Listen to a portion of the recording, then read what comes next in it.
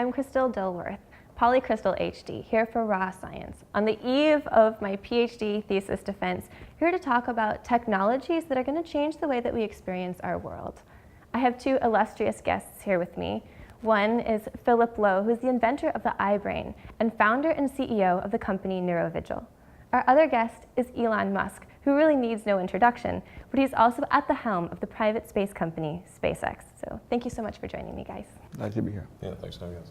So Philip, I want to know a little bit about this iBrain, and I understand that there's a new version.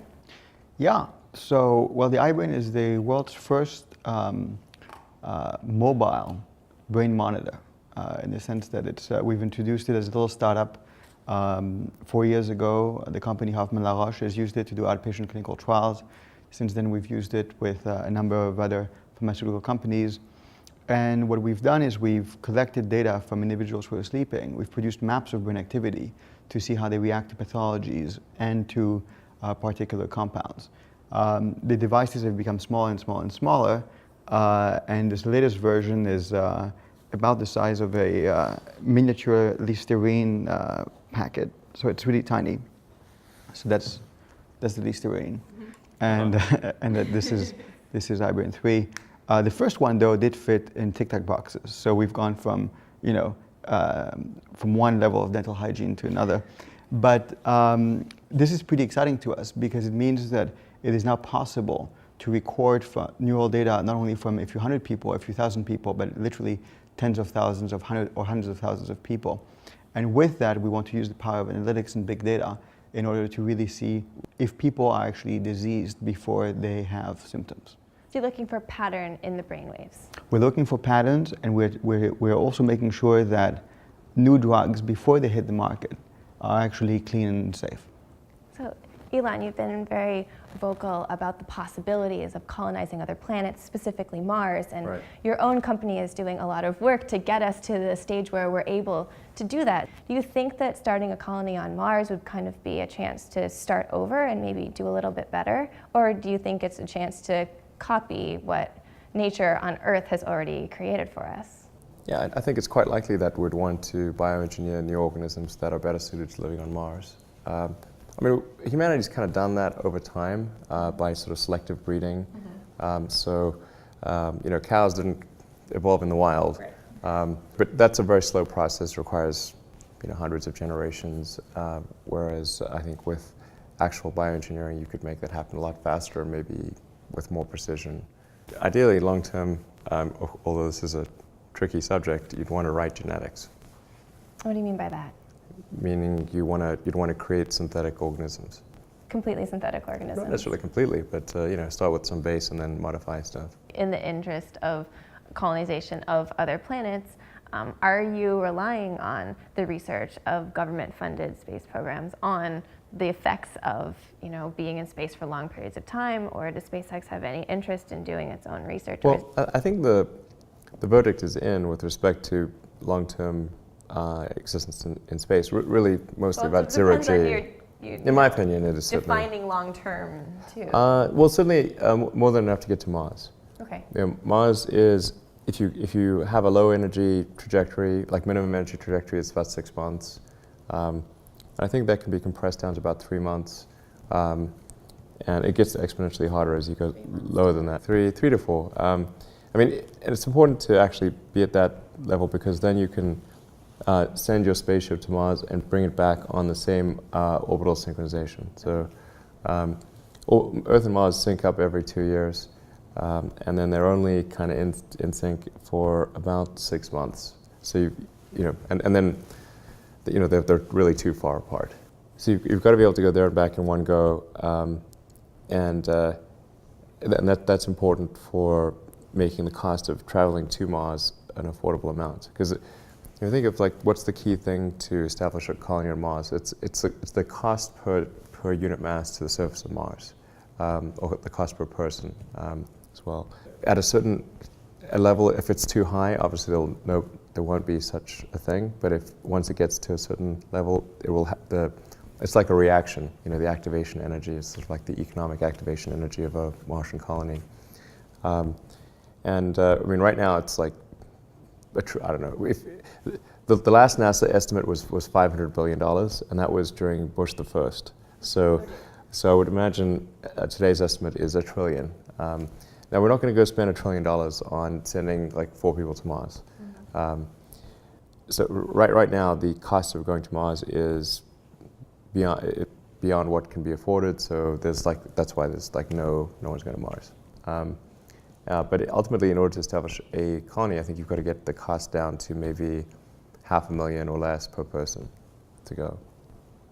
And there's got to be an intersection of sets of people that can afford to go and people that want to go. What was the moment that you decided that this was your mission, and how did you make that decision to investigate? So Philip, I'm going to start with you. Sure.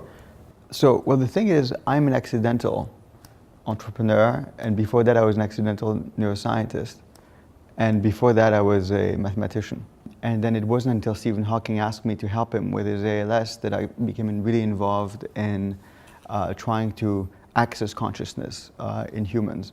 I think the previous work that I had done on consciousness in animals was more to sort of show some of the basic similarities in terms of the neurobiology. But it's very interesting how these things work. I think when you're passionate, you really don't know why you do things. Because if you did, you may actually have some sort of control over them. In my case, when I was 10 years old, my father was incarcerated. He had threatened someone with a gun. In Switzerland, it's a very bad idea to threaten a banker with a gun. Mm-hmm. And he had a drug in his system, a sleep drug, which was found then later on to create quite a few side effects, including extreme violence. So he was sent to jail.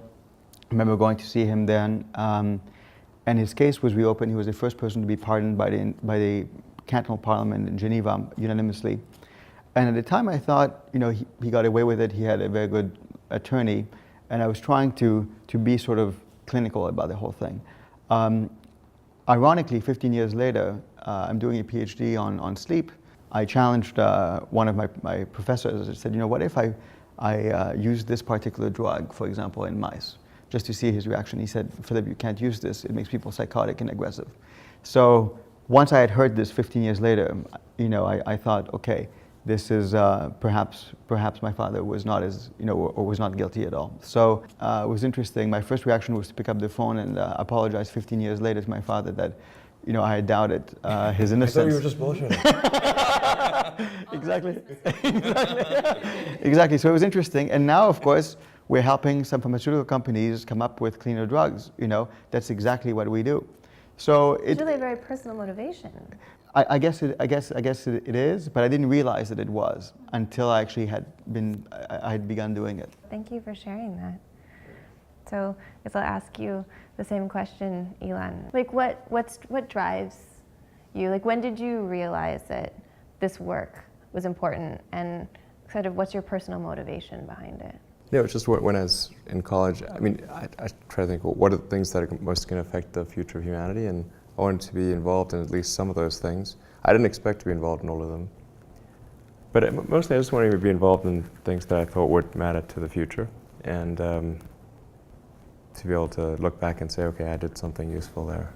Did you have specific role models that were influential in the decisions that you made, or was it just some type of, an internal understanding that this is what you needed to do? I wouldn't say there was like it wasn't any one particular role model. I mean, there's certainly many people that I admire in history. Tesla obviously being one of them. Yes.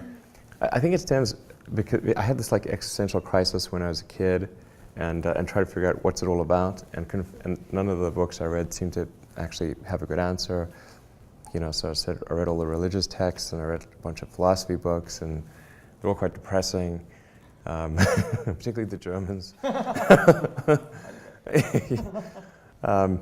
Actually, when I read The Hitchhiker's Guide to the Galaxy, I thought, okay, this is a pretty good one. Just to sort of try to gain greater enlightenment over time. That seems like a good goal, because we don't really know what the meaning of life is, or even really what the right questions are to ask. But if we can improve our understanding of the universe, then eventually we can figure out what the right question to ask is. If it's not meaning of life, it's something. Yeah. Well, I just want to thank you, Elon and Philip, for joining me here and sharing your thoughts about consciousness and enlightenment and technology and where we're going. I've really appreciated it, so thank you so much. And hopefully we'll have a lot of other very interesting conversations about technology and the future of humanity.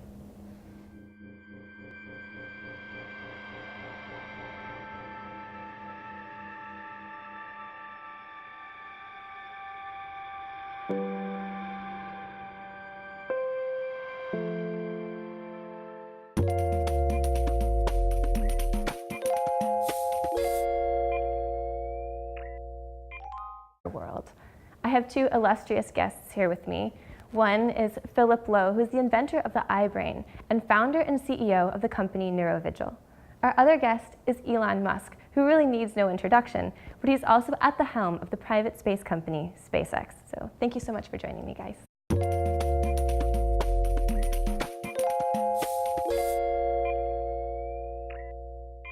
I'm Crystal Dilworth, Polycrystal HD, here for Raw Science. On the eve of my PhD thesis defense, here to talk about technologies that are going to change the way that we experience our 4 years ago, the company Hoffmann La Roche has used it to do outpatient clinical trials.